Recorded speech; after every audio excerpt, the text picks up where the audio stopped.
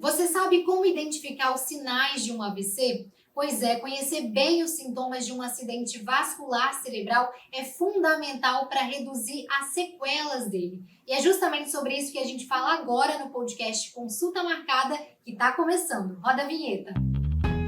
Chegou a hora da sua consulta marcada. Aqui no podcast da Unimed Vitória, a receita é simples. Informação onde você estiver. O AVC é hoje a segunda maior causa de mortalidade em todo o mundo. E para falar sobre esse tema, aqui no Consulta Marcada, a gente trouxe hoje o Dr. Ulisses Carlos Batista, que é neurocirurgião e neuroradiologista intervencionista, que é justamente aquele médico que está apto a tratar dos pacientes com AVC no hospital. É isso mesmo, doutor? Exatamente. Primeiramente, obrigado pelo convite, é um prazer estar aqui falando com vocês.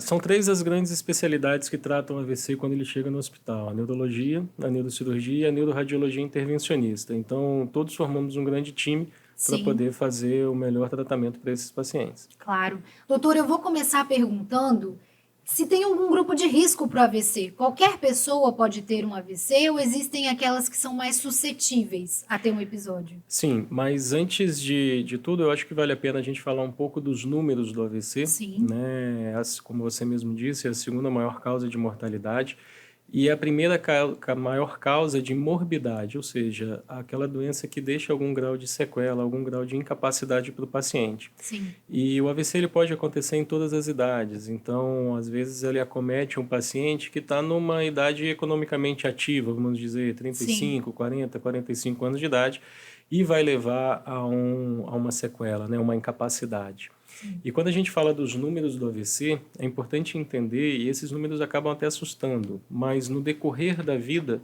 1 a cada 4 pessoas vai ter um AVC.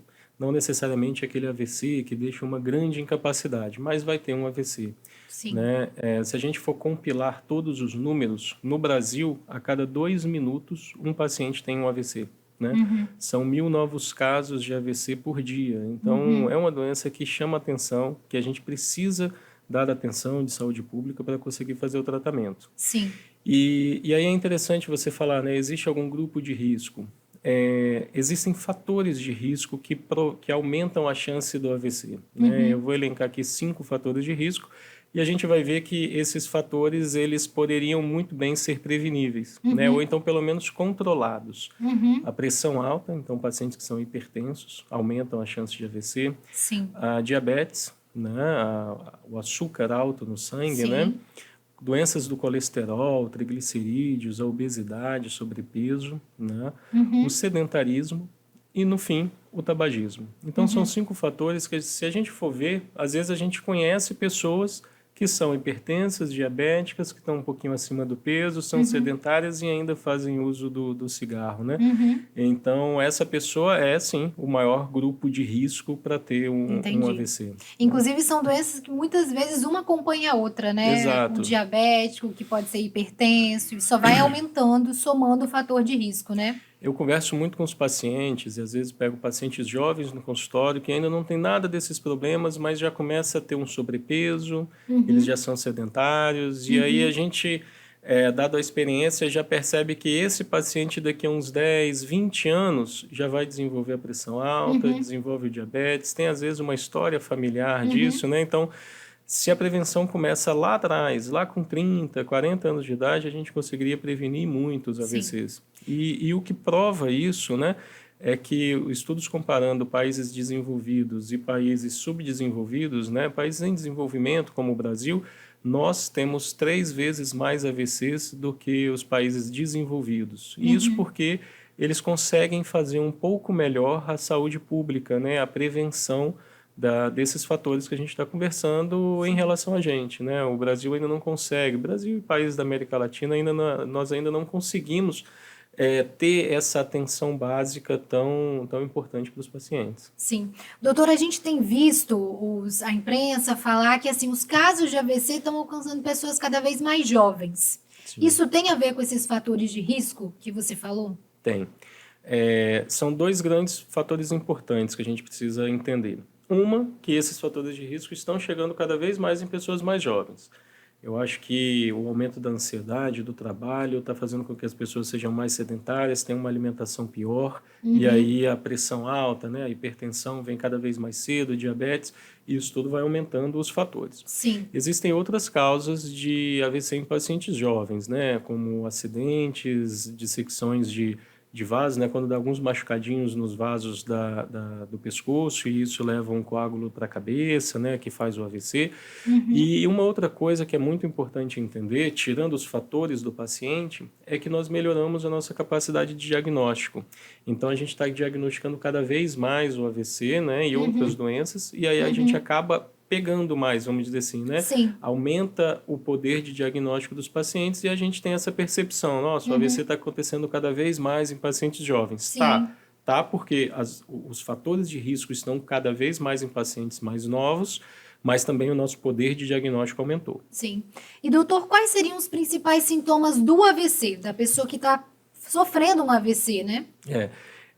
Junto com a prevenção, esse conceito é um dos mais importantes, porque, ótimo, nós vamos prevenir, mas ainda assim vão acontecer alguns casos de AVC, né? E esses casos precisam ser identificados o quanto antes. E é importante que as pessoas ao redor... Claro, porque às vezes o paciente que está tendo um AVC, às vezes ele perde a fala, ele não consegue pedir ajuda, né? Exatamente. Eu costumo brincar que nós da neurologia vascular, a gente aprende muito com a cardiologia. A cardiologia está um passo à frente da gente nisso. Hoje, todo mundo que tem uma dor no peito já imagina que pode estar tendo um infarto, já pede ajuda, já corre para o hospital. Os sintomas do AVC, eles ainda não são tão conhecidos da população geral, né? Então, eu vou citar alguns que são os mais prevalentes. Então, o paciente acaba tendo a boca ficando um pouquinho torta, né? Que a gente chama de desvio de rima bucal. O paciente tem uma fraqueza em um dos lados do corpo, pode ser às vezes só no braço ou no braço e na perna. Né? O paciente pode perder a fala, perder a capacidade de falar ou começar a falar enrolado. Né? Esses são os três principais. Né? Então, uma fraqueza ou alteração de sensibilidade, uma dormência no lado todo do corpo, alterações de fala, né, e desvio da rima bucal. Esses são os três principais, mas é claro que existem vários outros fatores de AVC. O que eu sempre chamo a atenção é que se o paciente tem um sintoma que seja súbito, ou seja, do nada aconteceu uma vertigem de forte intensidade, o paciente começou a ter um desequilíbrio, o paciente começou a falar enrolado, teve alteração visual, né? Teve alteração de fala, e isso foi súbito, porque o AVC ele acontece de uma hora para outra, né? Um vaso sanguíneo entope, ou o AVC hemorrágico, que é quando um vaso sanguíneo estoura e libera sangue para dentro do cérebro, isso vai acontecer de uma forma súbita. Qualquer sintoma neurológico súbito, o paciente precisa pensar que pode estar tendo um AVC e procurar ajuda especializada. E aí, o que faz naquele momento, doutor? Você viu que alguém está com sintoma, com sinal de um AVC. Qual que é o protocolo a ser seguido? Olha, sempre a gente orienta a ligar para o SAMU, porque a gente não sabe qual o sintoma e qual a gravidade daquele AVC naquele momento do paciente. Então, o SAMU ele é especializado para chegar, inclusive até com UTI móvel, e prestar todo o serviço e o atendimento para o paciente, porque esse paciente precisa ser encaminhado para um hospital que tenha o atendimento do protocolo AVC. Mas a gente sempre sabe que às vezes não tem acesso a um SAMU, alguma coisa. Eu sempre falo, o paciente precisa chegar a um hospital, né? Às vezes vai por meios próprios, um vizinho, um parente pega aquele paciente, às vezes ele está só com uma fraqueza no braço, mas está respirando bem, está consciente, está com a fraqueza e não está conseguindo falar, certo? Esse paciente precisa chegar ao hospital. O tratamento do AVC, ele é muito baseado em tempo. Existe uma frase na neurologia que é tempo é cérebro. Quanto mais tempo, a gente fala em minutos, se passam, a gente vai perdendo neurônio, né? Vai perdendo, vai aumentando a chance de déficit, vai aumentando a chance de sequela desse paciente. Perda de neurônio é aumento de sequela. É aumento de sequela, exatamente. Então, o paciente, quando ele tem um AVC, e a gente está falando aqui mais do AVC isquêmico, né? Que é quando falta oxigênio no cérebro, ele tem até, vamos dizer, 4 horas e meia, desde o início dos sintomas, para chegar ao hospital e receber um remédio que a gente faz na veia. Essa terapia venosa, o objetivo é tentar ir lá e dissolver aquele coágulo e restabelecer o fluxo do cérebro, o fluxo sanguíneo no cérebro, naquela área que está sofrendo pela falta de oxigênio, certo? 4 horas e meia, então é pouco tempo. E agora os estudos mais novos, mais recentes, já estão permitindo, na verdade desde 2015, o tratamento com a trombectomia mecânica, que é quando a neuroradiologia intervencionista entra com um catéterzinho pela perna e vai lá naquele lugar onde entupiu o vaso sanguíneo e puxa esse coágulo. Sim. Existem alguns critérios para a gente indicar esse tratamento, mas se os pacientes chegam até 24 horas no hospital, ele pode receber esse tratamento da trombectomia mecânica. Agora, é muito importante entender. Então, não precisa, então tem até 24 horas para chegar no hospital, eu vou organizar minhas coisas aqui, não depois é dormir, eu vou. Esperar no dia não, seguinte. É ir na hora. Quanto mais rápido, menos neurônios vai perder. É isso que a gente tem que sempre deixar muito claro. Então, se o paciente, por exemplo, o melhor dos mundos, tem um déficit neurológico agora, ele é súbito, chega no hospital com 2, 3 horas. Ele vai receber a terapia venosa, ele vai receber a trombectomia mecânica se tiver uma oclusão de grandes vasos, que a gente fala, sabe? Se um vaso sanguíneo grande tiver entupido, falando bem leigo, né? A gente vai lá e vai tirar esse coágulo e a gente vai restabelecer o fluxo sanguíneo cerebral.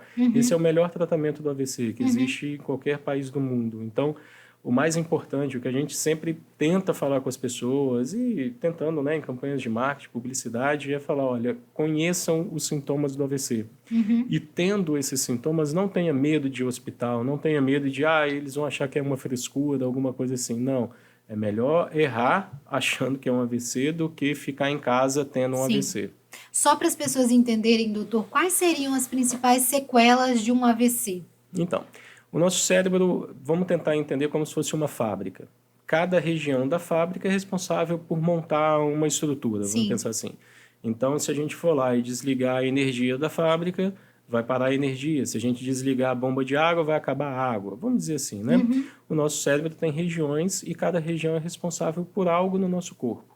Então, se a gente tiver um AVC numa artéria, por exemplo, chamada cerebral média do lado esquerdo, vamos dizer assim, a gente vai ter uma paralisia do lado direito do corpo, então o paciente fica sem mexer o lado direito do corpo, o paciente vai perder a capacidade dele falar, vai desviar a rima bucal, né? Se o paciente tiver um AVC numa outra região mais posterior do cérebro, ele pode perder a visão. Se o paciente tiver um AVC numa região onde a gente chama de tronco cerebral do cérebro, ele pode perder a capacidade de deglutição, pode perder a capacidade de tosse quando a gente faz o nosso pigarro, né? né? De engolir, né, a saliva, por exemplo, ou comida, ele vai perder essa capacidade, ele pode até chegar ao ponto de ter dificuldades respiratórias e precisar fazer traqueostomia.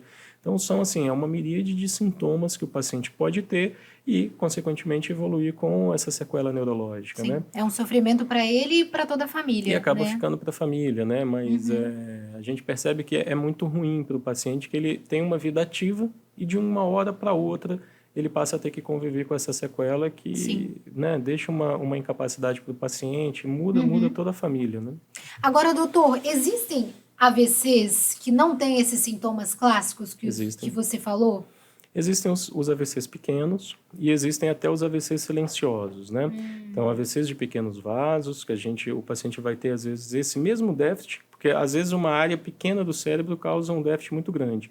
Só que a recuperação pode acontecer nesses AVCs menores, o paciente tem o déficit, e aí, com bastante fisioterapia, com bastante terapia ocupacional, ele começa a recuperar esses déficits e, às vezes, com 3 meses, que é quando a gente avalia, né, essa recuperação do paciente, esse paciente está com uma coisinha quase imperceptível de déficit, por exemplo.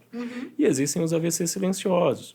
Vou usar, vamos dizer, um exemplo bobo. Imagina que uma área do cérebro que é relacionada mais à abstração, a músicas, à interpretação de artes e tudo mais.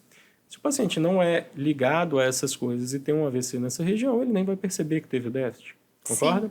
Então, isso a gente chama de AVC silenciosos. E no decorrer da vida dessas pessoas, por exemplo, que a gente citou, que tem todos esses fatores de risco, é muito comum o paciente chegar no consultório lá depois dos 60, 65 anos de idade e a gente pedir um exame para checar o estado do cérebro, por exemplo, e perceber que esse paciente já teve um AVC e nem ficou sabendo, nem percebeu que teve. E qual que é o risco disso, doutor? Em algum momento da vida, esse AVC, ele pode causar algum impacto? Pode.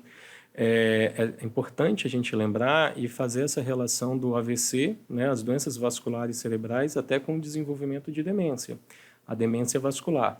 Quando a gente fala de esquecimento, demências, todo mundo lembra da doença de Alzheimer, né? Claro, é a principal, é a mais prevalente, mas a segunda maior causa de demência no Brasil e no mundo, né, é a demência vascular. E essa demência vascular, ela acontece por conta das doenças vasculares, que podem ser, por exemplo, desde uma oclusão de um grande vaso, onde o paciente vai ter uma lesão de uma grande área cerebral e vai desenvolver esse déficit, mas também ela pode acontecer sequencial a vários pequenos AVCs, que a gente chama até de microangiopatia cerebral. Sim. Essas microangiopatias, né, doenças de pequenos vasos cerebrais, depois de muito tempo, isso vai acometendo e vai pegando uma região cada vez maior do cérebro, e o paciente vai tendo dificuldades que começam ali agora progressivo, né? Vai sendo devagarzinho, esquecimento aqui, uma dificuldade para fazer alguma coisa ali, sabe? Sim. E isso vai levando ao desenvolvimento da demência.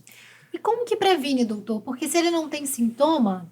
Prevenindo as doenças lá atrás. Né? A gente volta lá para o começo. Exatamente, sempre. Quando a gente vai falar em neurologia vascular, a gente sempre vai ter que voltar lá atrás, prevenir a pressão alta, diabetes, prevenir arritmias do coração, prevenir doenças de gordura, que às vezes vai ver tem plaquinhas de gordura na carótida, evitar o tabagismo, o etilismo mais pesado, né? Todos esses fatores, ou seja, tentando ter um hábito de vida melhor, uma vida mais saudável. Exercício. O sedentarismo hoje eu falo no consultório que é doença. Né? Na prática ali da consulta, né, a gente pergunta, você tem alguma doença prévia, alguma coisa? Aí o paciente, não tenho nada, doutor, não sinto nada, não tomo nenhum remédio. Aí eu pergunto, mas você faz atividade física? Não. Eu falo, não, então já temos um problema de saúde aqui. Já é um fator de risco por si só. O sedentarismo por si só já é um fator de risco, né?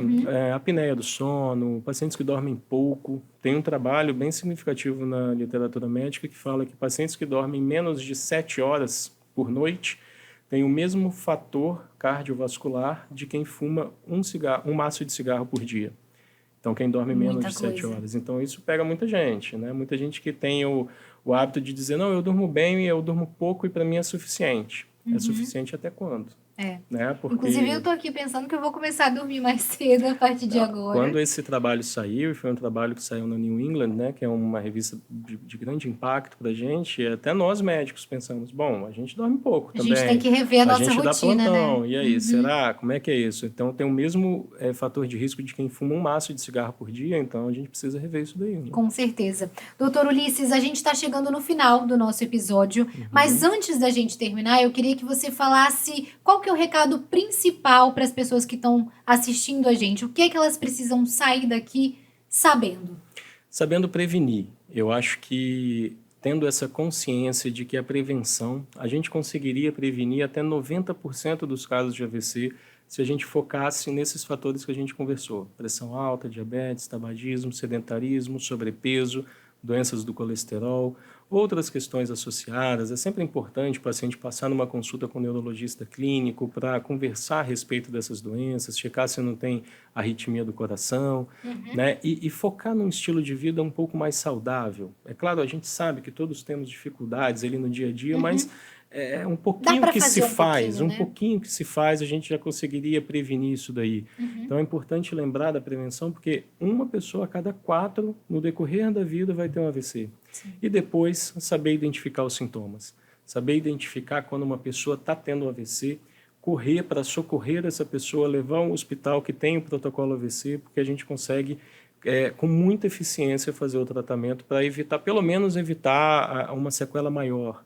Às vezes esse paciente, se não recebesse o tratamento, teria uma sequela grave e a gente consegue tratar e pelo menos amenizar esse grau de sequelas, né? Então, é uma doença que precisa estar na memória do brasileiro, precisa estar na memória dos gestores de saúde pública para que a gente consiga prevenir e evitar até impactos econômicos para o país. Com certeza. Doutor Ulisses, muito obrada pela sua participação. Eu que agradeço, é um prazer estar aqui conversando com vocês. A gente está terminando mais um Consulta Marcada, mas na semana que vem a gente volta com muito mais informação sobre saúde para vocês. Você está com alguma dúvida, quer saber mais sobre algum assunto? Manda para a gente a sua sugestão, então, nosso e-mail é consultamarcada@unimedvx.com.br. Até semana que vem, então. Essa foi a sua Consulta Marcada. Te esperamos no próximo episódio. Unimed Vitória.